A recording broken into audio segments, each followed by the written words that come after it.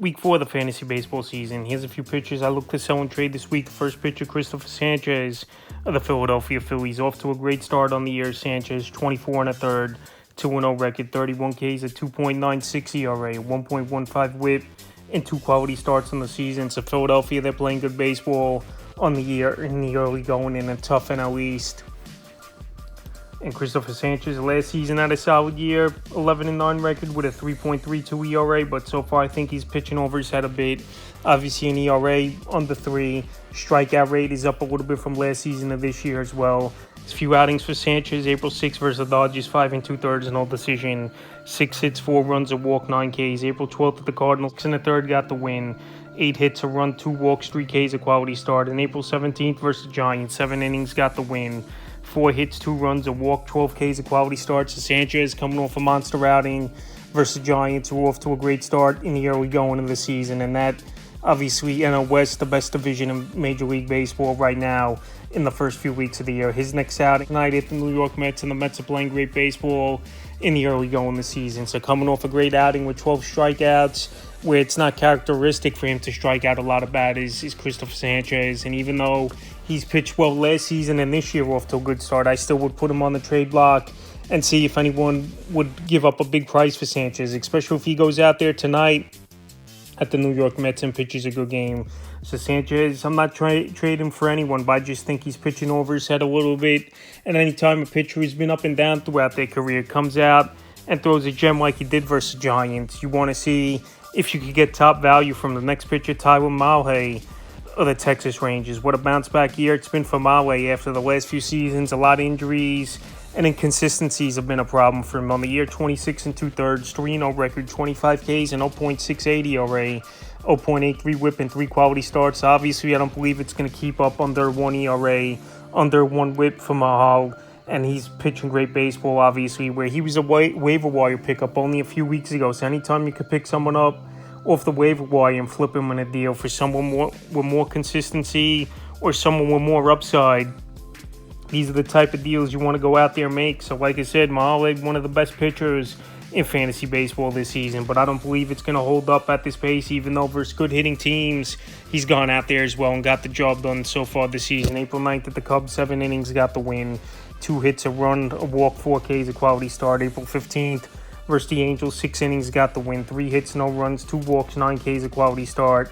And April 20th versus the Dodgers, a tough luck, no decision in that game. 7 innings, no decision. 2 hits, no runs, 3 walks, 4 Ks, a quality start. So far this season, off to a great start. Like I said, one of the best pitchers in fantasy baseball, but I just don't see it keeping up. And obviously with the weather warming up as well over the next couple weeks, that ball's going to fly. And teams, I think, are going to get going on Mahle. So like I said, it's a good story. He's been injured a lot over the last couple seasons, but to come into this year fully healthy and pitching at an elite level, it's great. But like I said, I just don't see it going off a track record. And very injury prone he's been as well, so he's a sell high pitcher this week. Next pitcher, Kodai Senga of the New York Mets. And the New York Mets' best team ERA as a starting rotation this year. Very surprising as well with the injuries to Sean Manaea.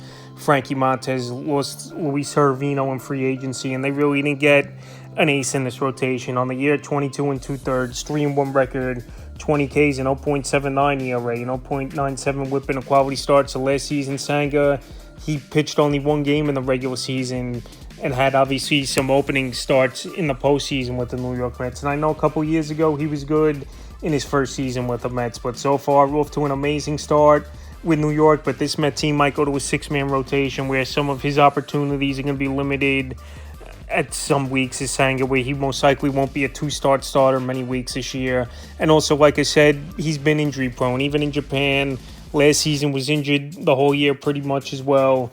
And I believe right now, while he's pitching at an elite level, even though he's had some easy matchups, is Senga. He's a sell-high pitcher this week. April 7th versus the Marlins, 5 innings, got the win. 5 hits, no runs, 2 walks, 4 Ks. April 13th at the Athletics, 7 innings, got the win. 4 hits, no runs, 2 walks, 4 Ks, a quality start. And April 19th versus the Cardinals, 5 2/3, got the win. 3 hits, no runs, 2 walks, 4 Ks. So Senga, he's not going that deep into games. 5 2/3 for the most part, except the 1 game at the Athletics where he went 7 innings, is Senga. And like I said, injuries have been a problem for him. He's still on a pretty strict pitch count for the most part, as well as Senga. And once they go to that six-man rotation, you're going to see even less of him. So right now, while he's had easy matchups, he's looked healthy, and his pitch count hasn't been high. I think Kodai Senga is a sell-high pitcher this week. I'm not saying dump him as well for anything, but like I said, pitching and get this elite level versus easier teams, I just think it's going to go the other way sooner than later for Senga. And I would sell him this week. Next pitcher, a former Met, Chris Bassitt of the Toronto Blue Jays. Bassitt on the year, he's been lights out, 23 2/3, 2-0 record, 31 Ks, 0.77 ERA, 1.07 whip and 2 quality starts. Bassitt a free agent after the season.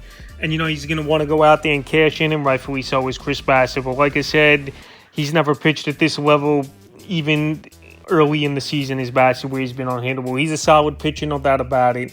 He could eat innings, and he could get a lot of wins under his belt. But Bassitt, in my opinion, at this point of his career, in his later 30s now, he's more of a 4.5 ERA pitcher when all said and done. So the last few outings, April 5th at the Mets, 6 2/3, his former team, no decision. 4 hits, no runs, 9 Ks, a quality start. April 10th at the Red Sox, 5 2/3, no decision. 5 hits, a run, a walk, 5 Ks in that one. And April 16th versus the Braves, he pitched a gem. 5 innings only, though, got the win. 3 hits, no runs, 2 walks, 10 Ks. So Bassitt, his K rate's gone up so far this season as well. He's pitched good. But he's in a tough division, obviously, in the AL East, where you got teams like the Yankees. You got Boston, who definitely improved in the offseason. Baltimore, they still could put runs on the board as well. So like I said, Bassitt, he's pitching over his head, and he's been on this sell list over the last few weeks. I just think something's going to give sooner than later with Bassitt. Like I said, he's up there in age. He's the veteran right-handed Chris Bassitt. He's pitching way over his head, in my opinion, even though I know it's a contract season. And this Blue Jay team, to me, is a 500 club or less this year. So with all those factors, Bassitt, well, he's at peak value and one of the better pitchers as well in fantasy baseball.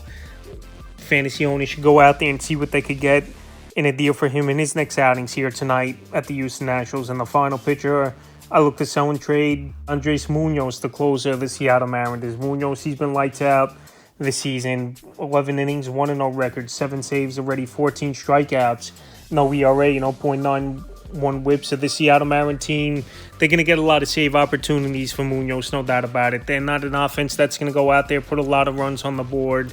And they're going to win a lot of 3-2, 4-3 type of ball games, I believe, this season, squeaking them out. So the save opportunities will be there for Munoz, but I just don't see where he's going to hold up at this elite pace, where last season was a down year for him, 3-7 record in 59 in the third with only 22 saves on 77 strikeouts for Munoz. So right now, like I said, he's been an elite closer, get many opportunities, but this Mariners team, just how many times are you going to squeak out these close type of ball games? I know they got one of the best, if not the best, starting rotation in all Major League Baseball is the Seattle Mariners team, but I just think Munoz right now, off to a great start. They're winning these very tight, close games, like I mentioned. And I believe if they're not going to score a lot of runs, it's going to go the other way a little bit, where the weather warms up and these offenses are picking up on their pitching a little bit. So Munoz this week, anytime you could trade a closer, because I don't think closer is that valuable, even in your category leagues, where you need, obviously, saves is one of your categories, and try to keep your whip and ERA down. There's just not many elite closers. And anytime you could trade a closer and possibly get an everyday bat or starting pitcher in a deal with decent upside, I can go out there and make that deal. So that's a few pitchers I look to sell and trade for week 4 of the fantasy baseball season.